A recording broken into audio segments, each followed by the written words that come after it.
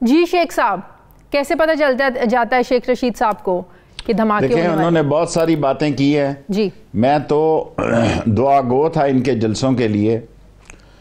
T T P وہاں منظم ہو گئی ہے اور اس کے اثرات پاکستان میں ہوں گے اور بڑھتے جائیں گے. یہ کامن سینس کی بات ہے، اس میں کسی اطلاع کی ضرورت نہیں ہے. اور میں تو بہتری کے لیے کہتا ہوں اور میں اتفاق کرتا ہوں، مجھے اب یہ نہیں کہنا چاہیے کیونکہ یہ اب آئے روز کے واقعات ہیں. اور میں کہہ کے خام خواہ میں تو لوگوں کی جان و مال کی حفاظت کے لیے کہتا ہوں، مجھے کوئی شوق تو نہیں ہے، مجھے کیا ملتا ہے ایسی باتیں کر کے.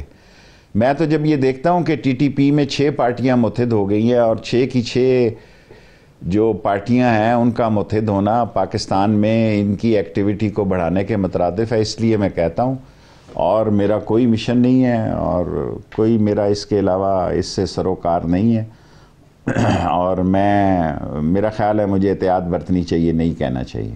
شیخ صاحب، نیکٹا نے بھی تھریٹ الرٹ جاری کیا، اس کے باوجود اس طرح کے واقعات پیش آ جانا یہ ناکامی ہے صوبوں کی کہ الرٹ ہونے کے باوجود بھی آپ سیکیورٹی ارینجمنٹس نہیں کر سکے؟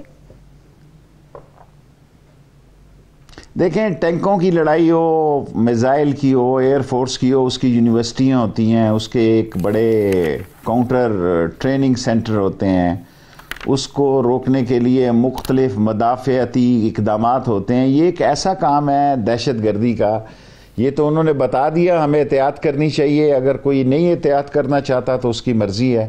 میں تو اپوزیشن لیڈروں سے بھی یہ ریکویسٹ کرنا چاہتا ہوں اور حکم میں اپنے سمیت بھی میں سمجھتا ہوں کہ میری جان کو بھی خطرہ ہے. میں اس لیے نہیں کہنا چاہتا کہ میں کوئی جو آدمی میڈیا اورینٹڈ ہے اور میڈیا میں جس کی بات چیت ہے یا جس کو سنا یا دیکھا جاتا ہے اس کے لیے بہت سارے مسائل پیدا ہو گئے ہیں. اور لیکن میں نے ابھی آپ کو کہا کہ میں نہیں کہا کروں گا کہ جی دہشت گردی کا خطرہ ہے. میرا مقصد تو یہ ہوتا ہے کہ بھئی ہم سب مل کر اتفاق کریں اور ایک دوسرے کی جان و مال کی حفاظت کریں تاکہ ایسے واقعات نہ ہوں. اب اس ملک میں دوبارہ ایک لہر آ رہی ہے، اس لہر کو کاؤنٹر کرنے کے لیے جہاں کرونا کو ہم نے مدافعتی اسکیم کرنی ہے وہاں ہم نے ٹیررسٹ ایکٹیویٹی کے لیے بھی اپنے طور پر احتیاط برتنی ہے. یہ ایک پاکستان کے شہری کی حیثیت سے میں بات کرتا ہوں، کوئی پولیٹیشین کی حیثیت سے نہیں کرتا. تو شیخ صاحب، پھر ایسے حالات پہ جہاں کرونا بڑھنے کا بھی خدشہ ہو، دہشت گردی کے واقعات کا بھی خدشہ ہو، تو جلسے جلوسوں کی تو اجازت نہیں ہونی چاہیے، پھر اس پر سیاست کرنے کی تو اجازت نہیں ہونی چاہیے. سب سے پہلے عوام کی جان مال کا تحفظ ضروری ہے. دیکھیں، میں اتنی بڑی بات تو نہیں کہہ سکتا. عوام جب جانا چاہتے ہیں تو میں تو کسی کو نہیں روک سکتا نا. میرا تو کہ کام تھا، دیکھیں وہ گنجی میں ہوا، کوئٹہ سے باہر ہوا، اگر حفاظتی اقدامات ٹھیک نہ ہوتے تو وہ کوئٹہ کے جلسے میں بھی ایسا کام ہو سکتا تھا. آج مدرسے میں ہوا ہے. یہ ساری باتیں جو ہیں یہ اس بات کی عکاسی کرتی ہیں کہ ہمیں احتیاط برتنی چاہیے. لیکن اگر بلوچستان حکومت نے ان سے ریکویسٹ بھی کی تھی کہ آگے لے جائیں، وہ نہیں لے جانا چاہتے تو میں کیا کر سکتا ہوں؟ آپ بتائیں. میں تو ریکویسٹ ہی کر سکتا ہوں اور آپ کے اس پروگرام کے بعد آج کے بعد کبھی کہوں گا بھی نہیں، کبھی میرے منہ سے نہیں سنیں گے کہ دہشت گردی کا خطرہ ہے. کیونکہ ٹی ٹی پی کی 6 یا 8 آرگنائزیشنیں اکٹھی ہو گئی ہیں تو دہشت گردی کے تو خطرات میں اضافہ ہوگا اور ایک لہر آئے گی. سیاست کی پیش گوئیاں تو کرتے رہیں گے نا. ابھی آپ نے کہا ہے نومبر سے فروری بڑا اہم ہے. سیاست کی بات تو میں کرتا رہوں گا جس قدر میں کر سکتا ہوں. صحیح ہے. اچھا، اب ذرا سیاسی معاملات کی طرف یہ آ جاتے ہیں. جس طریقے سے سیاسی معاملات شیخ صاحب خراب ہو رہے ہیں، نواز شریف صاحب جس طریقے سے اداروں پر تنقید کر رہے ہیں، لگتا ہے کہ وہ مذاکرات کے آپشن کی طرف جانا نہیں چاہتے ہیں.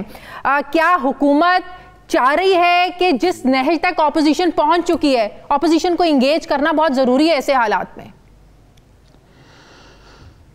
دیکھیں، میں اپنی اصطلاح پیش کرتا ہوں. میری اپنی سوچ ہے ایک پولیٹیکل ورکر کی کہ نون لیگ کو اپوزیشن نے گھیر کے مار دیا سیاسی طور پہ. نون لیگ نے جو بیانیہ دیا ہے اس کی سیاست کی بڑی کم گنجائش ہے. باقی لوگوں سے کسی نہ کسی جگہ پہ مذاکرات ہو سکتے ہیں، معاملات چل سکتے ہیں، لیکن نون لیگ کے بیانیے کے بعد میرا خیال ہے کہ اب نون لیگ کا صفحہ پھٹ چکا ہے اور نون لیگ کے نواز شریف صاحب نے اور مریم نے جو راہ اختیار کی ہے پاکستان کے اداروں کے خلاف نام لے کے کی ہے نواز شریف صاحب نے، اور جو ان کا ایجنڈا ہے پاکستان میں، وہ بیانیہ جو ہے وہ وہی ہے جو پاکستان کے دشمنوں کا ہے. پاکستان کے دشمن بھی نہیں چاہتے کہ پاکستان جو اندر سے اب ترقی کی طرف گامزن ہو چکا ہے، جو پاکستان اب بہتری کی طرف جا رہا ہے, فیٹف میں بھی بہتری کی طرف ہے, اکانومی میں بھی بہتری کی طرف ہے, اس کے اندر ایسے مسائل پیدا کر دیے جائیں. میں نواز شریف صاحب کی سیاست نہیں دیکھ رہا, باقی پارٹیوں کی سیاست کے بارے میں میں سمجھتا ہوں کہ ان سے صرف نواز شریف کی سیاست نہیں دیکھ رہے یا پوری نون لیگ کی سیاست کو ختم ہوتا ہوا آپ دیکھ رہے ہیں؟ آپ نون سے شین نکلنے کی بات کرتے ہیں, شہباز شریف بھی جو ظاہر ہے نیب کی حراست میں ہے, تو آپ پوری نون لیگ کی سیاست کو خطرے میں دیکھ رہے ہیں؟ میں نے اس کے لیے 30 دسمبر سے 20 فروری کی ڈیٹ دی ہے. ابھی یہ ٹائم دور ہے, سیاست شروع ہوئی ہے, پہلی تاریخ سے اور شروع ہوگی, سیاست نومبر سے شروع ہوگی اور 30 دسمبر تک جو ہے یہ میں کہہ چکا ہوں کہ اس میں سیاست فیصلہ ہو جائے گا کہ نواز شریف کے بیانیہ کے ساتھ کون کھڑا ہے اور بیانیہ سے فیصلے پہ کون کھڑا ہے. سو یہ میں ڈیٹیں کوئی دے کے یہ بھی آپ کہیں تو آج میں کہتا ہوں کہ یہ ڈیٹیں بھی نہ دیا کروں, پھر لوگ میرا طرح طرح سے باتیں کرتے ہیں. سو میں اپنی اس بات پہ قائم ہوں کہ 20 فروری تک یہ نون لیگ میں شین لیگ نکلے گی اور اس میں نون لیگ کا بیانیہ نواز شریف کا بیانیہ ہوگا اور پاک فوج کے بیانیے سے ہٹ کے لوگ جو ہے وہ وہاں نکلیں گے. اس کے لیے جو میں نے ڈیٹ دی ہے اس پہ میں قائم ہوں. شیخ صاحب, شہباز شریف کی نیب میں تحویل کے دوران رانا تنویر, احسن اقبال اور یہ لوگ جا کر ملتے ہیں خواجہ آصف, آپ کے خیال میں کوئی خاص مقصد, کوئی خاص پیغام کسی کا لے کر گئے ہیں, کوئی پیغام رسانی مقصد تھا اس ملاقات کا؟ اچانک ملاقات ہوتی ہے, شام 6-6:30 بجے میسج بھیجا جاتا ہے ان تینوں لوگوں کو. یہ کافی دنوں کی بات ہے اور شہزاد اکبر صاحب نے اس کو بریک کیا ہے. شکر ہے میں نے بریک نہیں کیا, شہزاد اکبر نے بریک کیا ہے کہ یہ وہاں 2 گھنٹے ملے ہیں اور 2 گھنٹے ملاقات جو ہے, اس سے پہلے بھی کچھ ملاقاتیں ہیں اور یہ 1-2 مرتبہ لوگ ملے ہیں. اور ان ملاقاتوں کی سیاست کیا ہے؟ ظاہر ہے وہ کہتے ہیں کہ وہاں ڈی جی نیب بھی بیٹھے ہوئے تھے. اگر ڈی جی نیب بیٹھے ہوئے تو ممکن ہے کوئی اور بھی بیٹھا ہو وہاں پہ. سو ابھی بات شروع ہوئی ہے, دیکھیں سیاست بھی اپنی طرح کی شروع ہو گئی ہے اور اس ملاقات کا بھی آپ اس کو ویسے ہی خالی فائر نہیں کہہ سکتے کیونکہ شہزاد اکبر نے یہ بات کی ہے. میں نے اس سے خود فون پہ کنفرم کیا تھا. سو انہوں نے مجھے فون پہ کنفرم کیا کہ ہاں یہ ملاقاتیں ہوئی ہیں اور ملاقاتوں کو انہوں نے ہی ڈسکلوز کیا ہے. جب سیاستدان ملتے ہیں تو سیاست پہ بات کرتے ہیں جی, اور کس چیز پر بات کرنی ہے, ان کو کوئی تکلیف نہیں ہے اندر. انہوں نے اپنی ضمانت خود واپس لی ہے.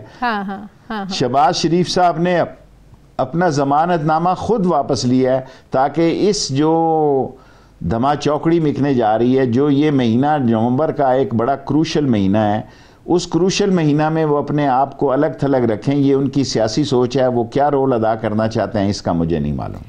کروشل کس سینس میں آپ کہہ رہے ہیں؟ کیا مذاکرات فضل الرحمان سے ہو گئے, پیپلز پارٹی سے مذاکرات ہو سکتے ہیں, ANP سے مذاکرات ہو سکتے ہیں, سارے پروسیس کو ان دونوں سے ہو سکتے ہیں. اچھا, نون لیگ سے نہیں ہو سکتے؟ پیپلز پارٹی اور فضل الرحمان سے ہو سکتے ہیں. نون نے اپنا صفحہ خود پھاڑا ہے اور وہ انہوں نے جو نواز شریف نے سٹینڈ لیا وہ تو پاکستان میں نہ آنے والا سٹینڈ ہے. شین لیگ سے ہو سکتے ہیں اور پاکستان کی سیاست میں اداروں کو چیلنج کرنے کے بعد. جی کیا کہا آپ نے؟ شین لیگ سے ہو سکتے ہیں, نون لیگ سے نہیں ہو سکتے. پاکستان کی سیاست میں نہ آنے والی سیاست, میرا خیال ہے کہ نون لیگ سے مراد میری نواز شریف اور مریم نواز ہیں. انہوں نے اپنا ایک الگ راستہ چنا ہے, اس کے نتائج کیا نکلتے ہیں. سو میں اپنی دی ہوئی تاریخوں پہ قائم ہوں. سیاسی تجزیہ ہے, کوئی میں پرومس نہیں ہوں یا کوئی میرے پاس اطلاعات نہیں ہے. میں نہیں سمجھتا کہ اس طرح آپ نام لے کر فوجی جرنیلوں کو پکاریں اور اس طرح آپ فوجی جرنیلوں کے بارے میں باتیں کریں تو آپ اس ملک کی سیاست میں کوئی آپ کا مستقبل بنتا ہے, میں نہیں بنتا دیکھ رہا. تو نواز شریف کو لانا آپ لوگوں کے لیے, حکومت کے لیے اتنا آسان ہے؟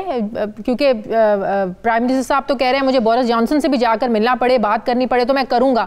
اتنا آسان ہے لے کے آنا نواز شریف صاحب کو وطن واپس؟ شیخ صاحب دیکھیں, عمران خان صاحب یہ کہہ رہے ہیں, پرائم منسٹر ہیں, ان کی برٹش پارلیمنٹ سے ذاتی تعلقات بھی ہیں, وہ اس میں برطانیہ کیا کرتا ہے کیا نہیں کرتا میں اس کے بارے میں کچھ نہیں کہہ سکتا.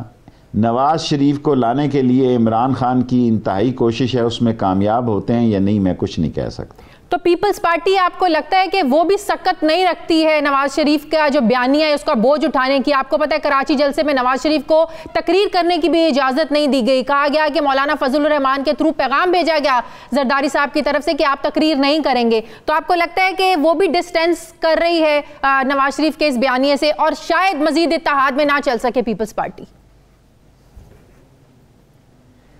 پیپلز پارٹی کے بارے میں کہہ سکتا ہوں وہ انتہا تک نواز شریف کے ساتھ نہیں چلے گی. الٹیمیٹلی دونوں مخالف پارٹیاں ہیں اور یہ عمران خان کو گرانے کے لیے نکلی ہیں جس میں کامیاب نہیں ہوں گی.